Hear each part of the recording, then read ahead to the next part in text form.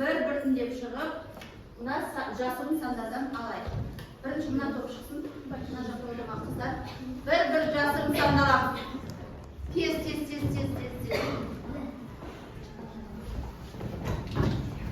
Bir sandalındır.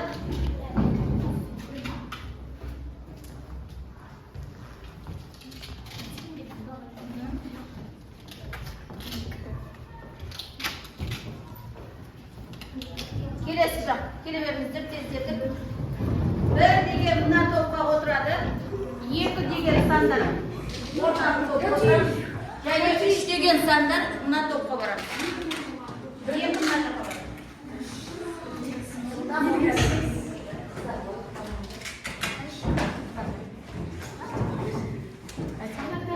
Алдық па барлығымыз? Үшінші отырған қыздар. Тұрыңдар. Қай топ?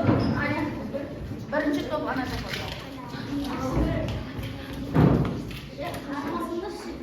Мирас ана топқа.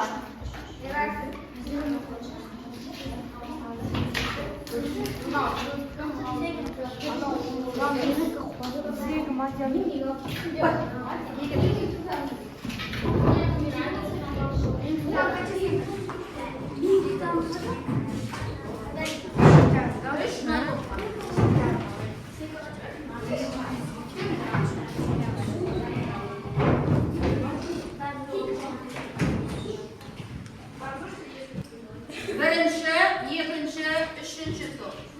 Olay bo'lsa, biz sababimizni bastaylik. Al endi bolalar, biz sizlarga o'tgan taqdirlarni qaytalov maqsadida erejeni to'liqtir adisi bo'yicha o'tgan taqdirimizni qaytalab olaylik. Mana yerdagi bo'sh o'rinlarga ne istaymiz? Erejelarni to'liqtiramiz. Najerden bir qog'oz olib, to'liqtiramiz.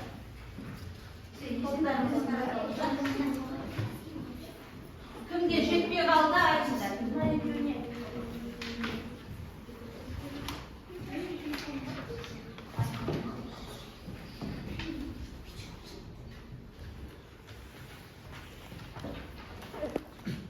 Sizlarga jetmay qoldi? Mana sizlarga yetib qoldi. Keyin yozamiz.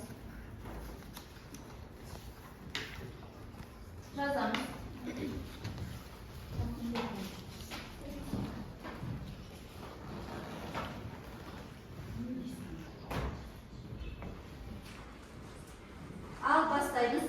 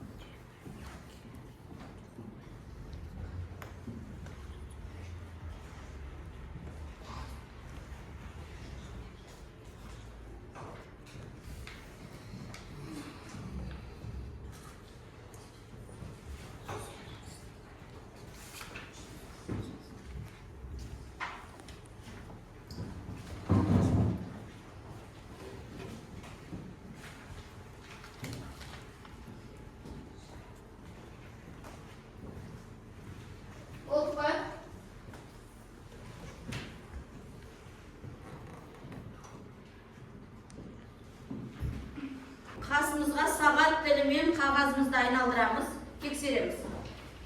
Айналдырамыз. Сағат тілімен айналдырамыз. Жанымыздағы жұбымызға береміз. Жауаптарын тексереміз. Қасымыздағы жұптарымыздың жауаптарын тексереміз. Ауыстырдық па? Тексерейік. Кім қаншалықты ережені үйден қайталап келді екен, тексерейік. Дұрыс болса, қасына тексергеннен құстымсыз қоямыз, дұрыс емес болса, сызықша қоямыз да, жинап қоямыз жұмысты. Жарайды. Енді балалар сіздерге тапсырма. Жинап бір шетіне қоямыз. Қойдық па? Енді мына ортаға, топқа мен қағаз тастаймын. Осы жерге кез келген сандар қатарын жазамыз. Мені мұқият тыңдаңыздар. Кез келген сандар қатарын құрастырамыз. Осы қатардың ең кіші санынан ең үлкен санын табамыз. Олардың айырмасын шығарамыз. Осы қатарда жиі кездесетін санды табамыз. Және осы қатардың ортасында орналасқан санды табамыз. Осы сандардың арифметикалық ортасын табу керек. Осыдан келіп бірнеше сандардың арифметикалық ортасы, санды деректердің құлашы, медианасы, модасының анықтамаларын қорытып шығарамыз. Ал бірінші не істейміз? Сандар қатарын құрамыз. Кез келген сандар қатарын құрыңыздар.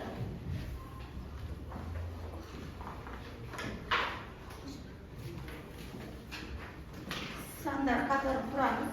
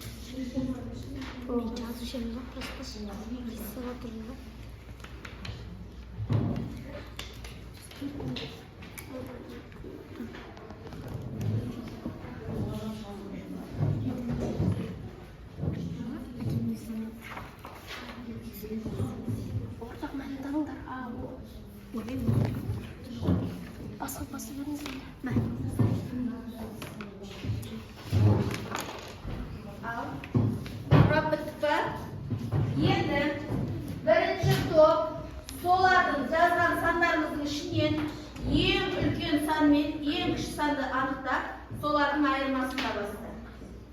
Сіздер осы берілген сандардың ішінен арифметикалық ортасын табасыздар, яғни ортасын табасыздар.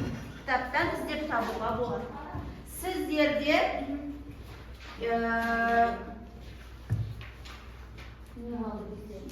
тура сандардың ортасында тұрған сандар.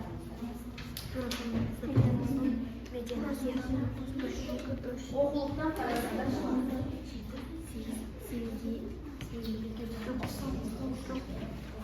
7-2-nin ортасына қандай 7-2-ні мына жақта 6, мына 5, мына 3, мына 4. Ал 3-6, 3-4-ге 3-4. Қане? Өсу немесе кему ретінде жазылады. Бірінші өсу немесе кему ретінде жазылады.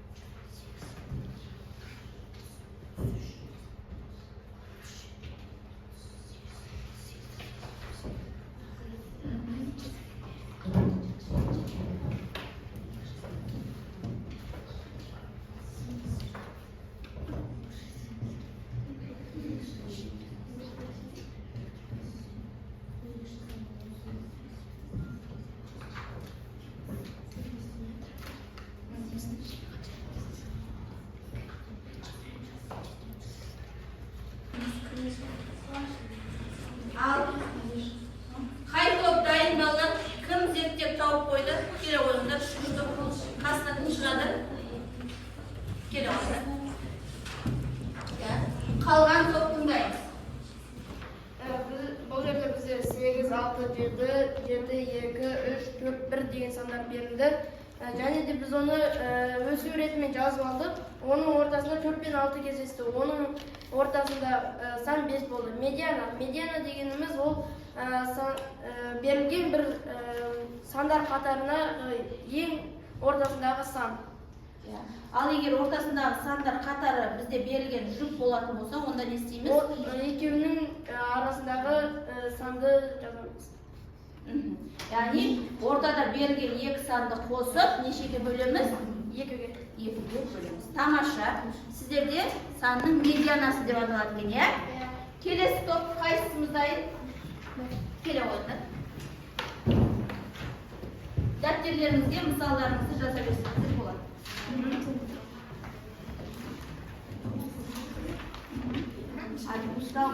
Яғни сізге арифметикалық ортасы берілді. Ең бірінші біз берілген сандарды бір-біріне қосып, осында қанша сан тұр, сол санға бөлеміз. Сонда сіздерде қандай сандар қатары берілді, оқи қойшы. Бізде 27, 59, 42, 19. Темінде қанша шықты?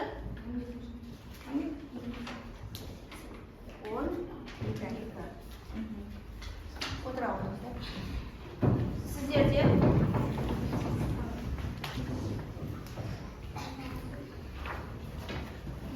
Бізде құлаш берілді. Құлаш дегеніміз бұл үлкен саннан кіші санды азайту. Яғни бізде ең үлкен сан 100, ал ең кіші сан 18 болған. 100-ден 18 арасында 82 болды. тамаша. Санның құлашы дегеніміз не екен? Санның құлашы дегеніміз сол үлкен саннан кіші санды азайту. Сандар қатарындағы ең үлкен саннан ең кіші санды азайту. Жарайды, отырамыз. Олай болса, бүгінгі біздің балалар тақырыбымыз статистикалық деректер және олардың сипаттамалары, яғни арифметикалық орта, мода, медиана, құлаш деп аталады. Бүгінгі оқу мақсатымыз бірнеше сандардың арифметикалық ортасы, санды деректердің құлашы, медианасы, модасының анықтамаларын білу, статистикалық санды сипаттамаларды есептеу. Бағалау критерийі: арифметикалық орта сандық деректер қатарының құлашы, медианасы, модасы ұғымдарын біледі. Арифметикалық ортаны таба алады. Сандық деректер қатарының құлашы, медианасын, модасын таба алады. Олай болса, мен қысқаша сіздерге толықтырып кетейін. Қазір өздеріңіздің анықтағандарыңыздай статистикалық сипаттамалар бізде арифметикалық орта, мода, медиана, өзгеру, құлашы деп 4 топта беріледі. Яғни арифметикалық орта дегеніміз берілген сандар қатарындағы барлық сандардың қосындысын осы берілген сандардың санына бөлгенге тең. Және арифметикалық орта белгіленуі А, О деп белгіленеді. Келесі, мода. Мода дегеніміз берілген сандар қатарының ішіндегі ең жиі кездесетін сан. Және оны О деп белгілейміз. Келесі медиана. Жаңа айтып кеткендей, өздеріңізде жаңа зерттеп өттіңіздер. Медиана дегеніміз берілген сандар қатарының ішіндегі дәл ортасында тұрған сан. Егер сандар қатары жұп сан болатын болса, онда осы қатардың ортасында тұрған екі санды алып, қосып, екіге бөліп табамыз. Яғни медиананың белгіленуі деп белгіленеді. Құлаш, өзгеру құлашы. Оны біз өзгеру ауқымы деп те атаймыз. Енді құлашты табу үшін осы берілген сандар қатарының ішіндегі ең үлкен сан мен ең кіші санды тауып алып, осылардың айырмасын есептеген кезде бізде құлаш белгілі болады. Құлашты осылай белгілейсіздер. Ары қарай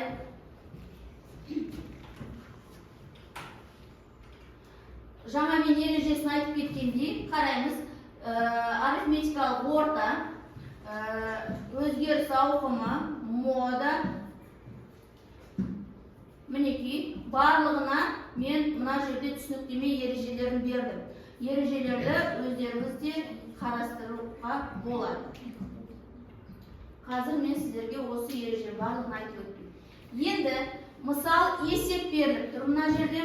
Қазан айының бір аптасындағы ауаның орташа тәуліктік температурасы 14 градус, 15 градус, 16 градус, 14 градус, 17 градус, 17 градус, 20 градус болды. Қазан айының осы аптадағы тәуліктік температурасының медианасын табайық. Кәне, медианасы дегеніміз жаңа айттым, қандай дедім? Дәл ортасындағы сан. Кәне, ол үшін берілген сандар қатарын өс өретімен немесе кем өретімен жазып алуымыз қажет. Қазір кім маған осыны тауып бере алады екен? Кәне, медианасын кім табады?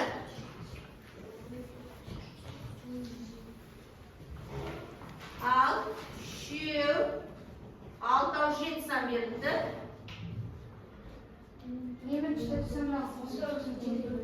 Келе ғой. Бұл жерде медианасы 16 20-ға дейін өз өретімен жазған болсам, ортасында 16 деген сан болады. Тамаша. Медианасы 16 екен балалар. Дәл ортасында тұрған сан. Мінекей, бізде өз суретімен жазып алдық. Сандарды 14, 14, 15, 16, 17, 17, 20.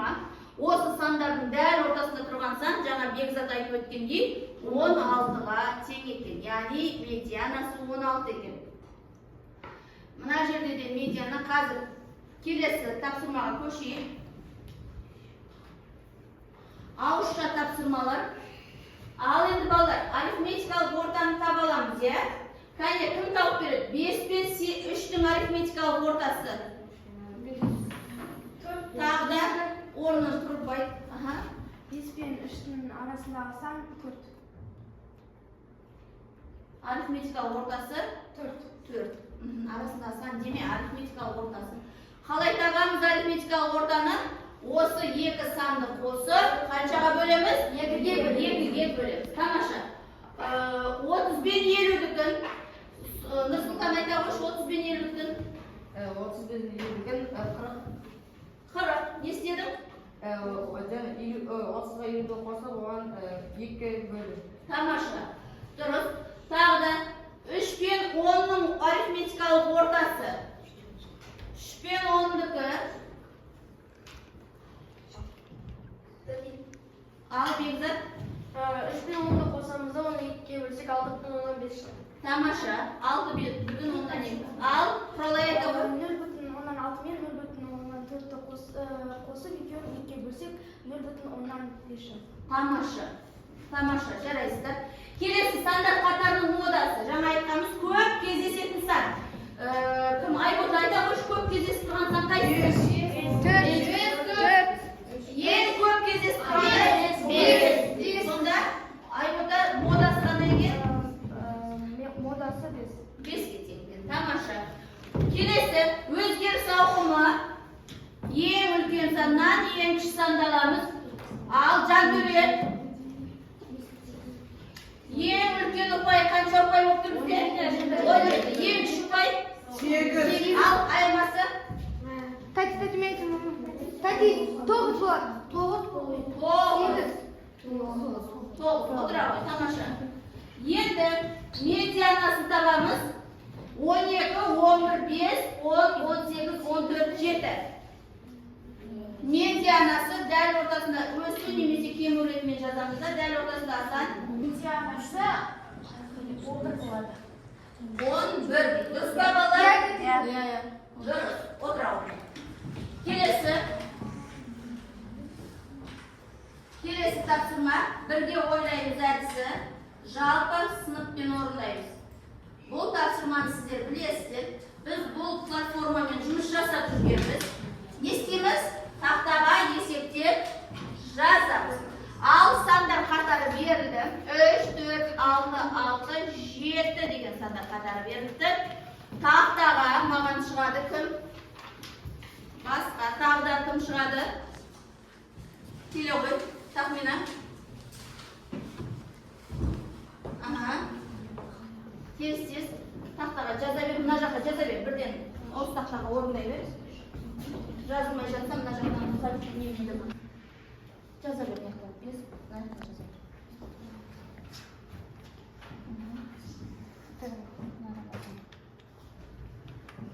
Келесі. Медианы тура ортасындағы сан жаза бер. Қайсысы? Мына жақтан тере бер. Келесі. Модасы. Жаз. Келесі құлашы. Ең үлкеннен ең кішісін аламыз.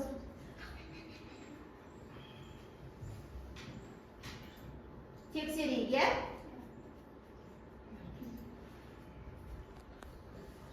Дұрыс болып шықты. Келесі.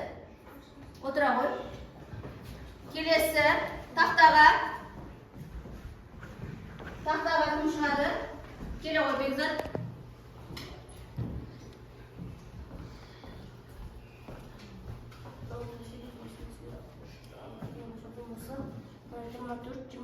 Жиырма жетіні біз оны төртке бөлетін болсақ,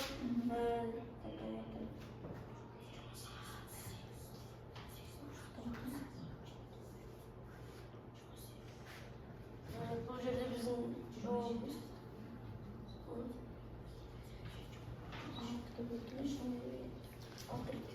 6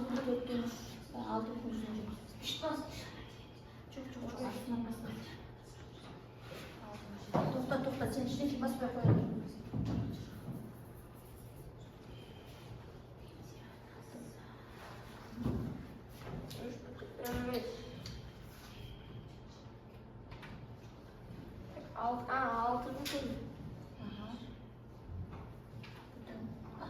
Altı бүтін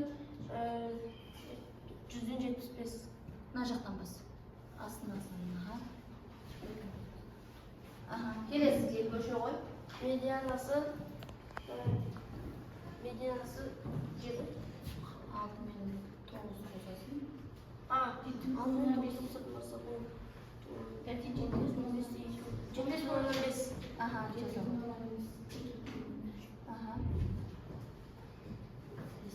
Астындағы санды баспасақ, біздің астенция дұрыс жазылып қалады. Тура сол санның астындағы басасың. Болды ма? Мода бар ма? Жаз.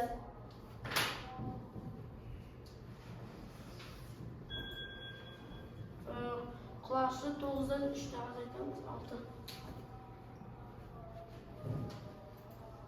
Тексереміз ба? Барлығы дұрыс болып тұр. Көрдік па? Барлығында құстым тұр. Келесі тапсырмаға көшейік. Жұрттық жұмыс. Мына жерде сандар қатары беріліп тұр. Осы сандар қатарының жауабын жазасыздар. Әркімде әртүрлі есеп.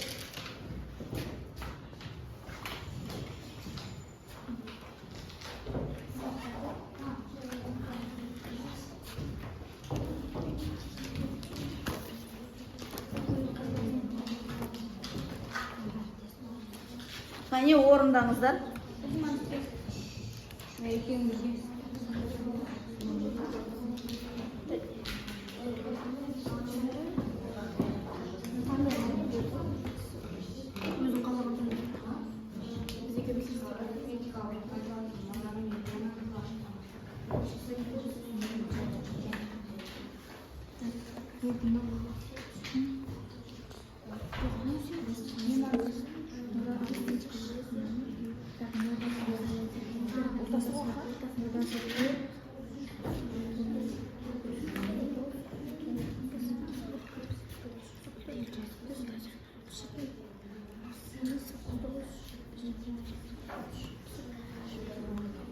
Табамыз. Арифметикалық ортасын дауып беріңіздер. Ортасын ашады. Сақтыған саны енді осыда қанша санды? 1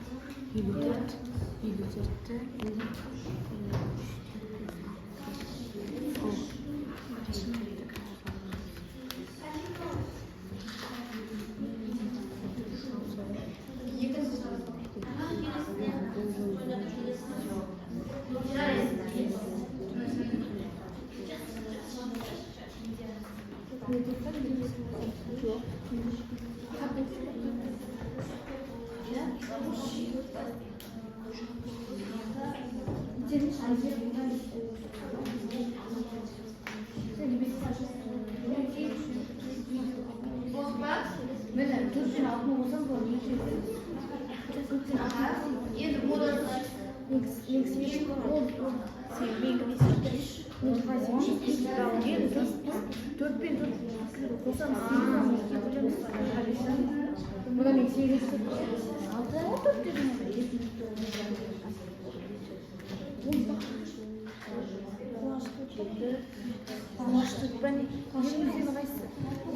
modası al jaraydi. Bo'lgan o'quvchilar kelib o'qiymiz жұмысымызды. Birinchi standart qatorni o'qishinglar, so'dan keyin ары qaray жалғастырamiz. Bizde verilgen sanda 5, 6, 5, 6, 4, 4, 6, 4, 14. Biz arифметикалық ортасы ең бірінші біз осы сандарды қосып, ол жерде қанша сан тұр, сол санға бөлеміз. Сол кезінде бізде 6 шықты. Модасы бұл жерде көп кездесіп тұрған сан, ол жерде 4. Ал медианасы 4 болады, құлашы 10 болады. Тамаша. Отыра қойыңыздар.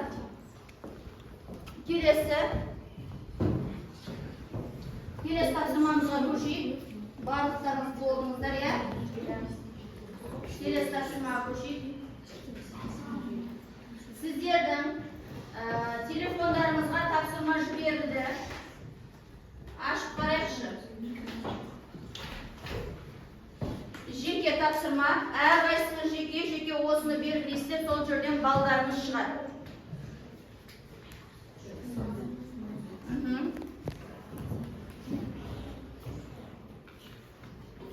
Телефондан бір есептеп барып жауабын берген.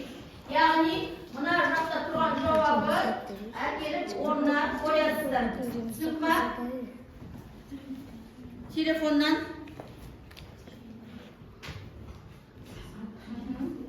жауаптарын алып келіп жанына қоясыздар.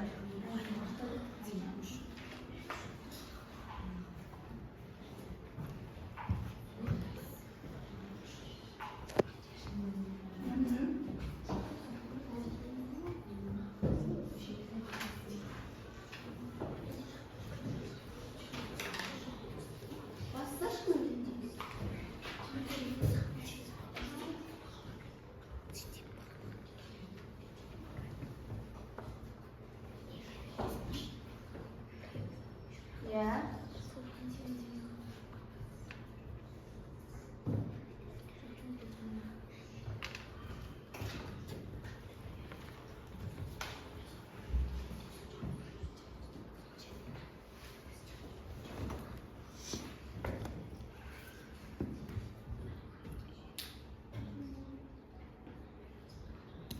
Bolsa.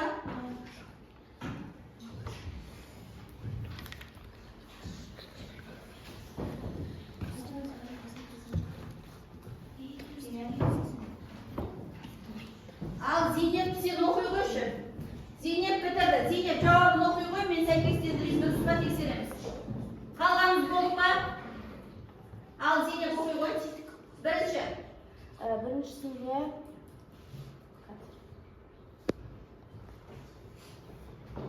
Birinchisiga qancha chiqdi? 22. 22 deydi. Kelesi 4 deydi. 12. Osman qo'yib жатырмыз ба bәрimiz? Aha, tekshirib o'tiramiz. Kelesi bir. Bir. Sonrası Bardıkların bitkenin keyin aslında отправить ответы деген тұр ғой басында. Кім қанша балл алған көреміз. Қазір мен Зейнептікін көремін. Зейнептікінде қараймыз, 2 сұрақтан қате кеттің Зейнеп. Ал қалғандарымызда қалай шықты? Балым 5. Дұрыс, 5 балл. Толығымен шықты. Сізде 2 қате болды, иә? Құралай, сенде қанша шықты? 5. Тамаша.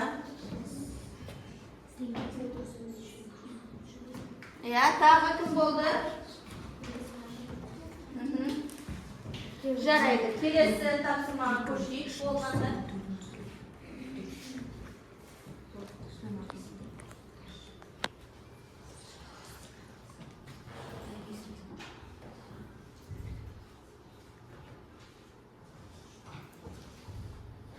Үйге тапсырма балалар. Статистикалық шамаларға есептер құрастырып келесіздер. Және бүгінгі сабаққа мына қағаз алдыларыңызда тұр ғой, өз-өздеріңізді 10 баллық шкаламен белгілеп отырдыңыздар ғой, соны мына жаққа белгіленгендеріңізді тұра берсін.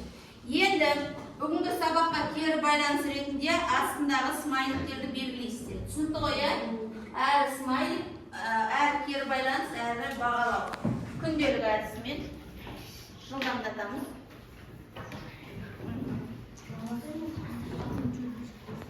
Фамилияларын жазып өткізуді ұмытып кетпеңдер.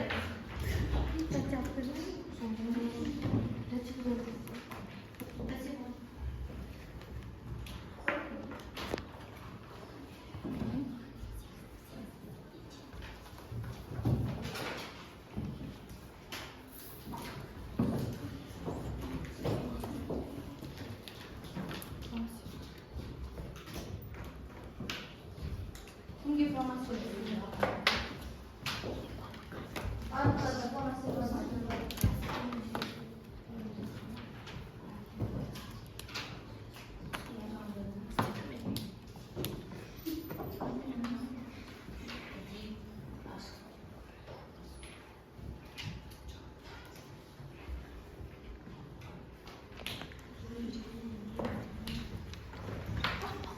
Үй тапсырмасы түсінікті ма?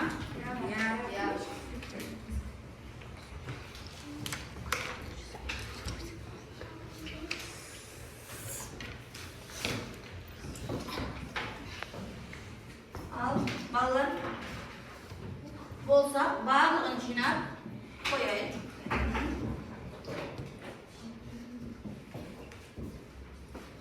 Сабаққа жақсы ат салысқандарыңыз үшін рахмет. Осымен сабақ аяқталды.